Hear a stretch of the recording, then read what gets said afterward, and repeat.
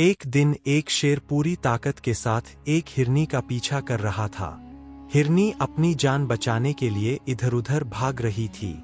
आखिर वह दौड़ते दौड़ते एक दरवेश के पास पहुंच गई और घबराकर बोली, मुझे बचा लीजिए, शेर मेरा पीछा कर रहा है।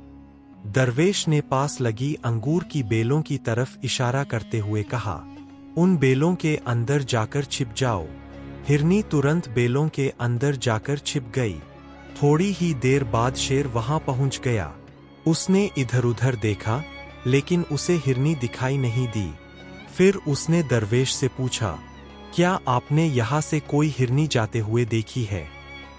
दरवेश मुस्कुराकर बोले, हाँ, अभी थोड़ी देर पहले यहाँ से गई है।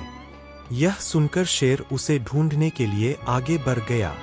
हिरनी ने राहत की सांस ली और सोचा कि अब वह बच गई है।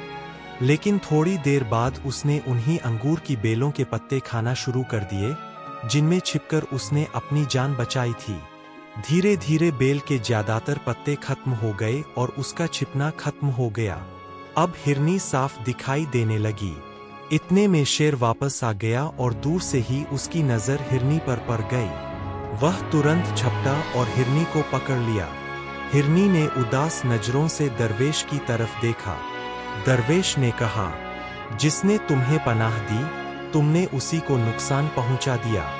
फिर उन्होंने कहा, जो इंसान अपनी समझ को सुला देता है, उसका अंजाम उसे रोते हुए जगा देता है।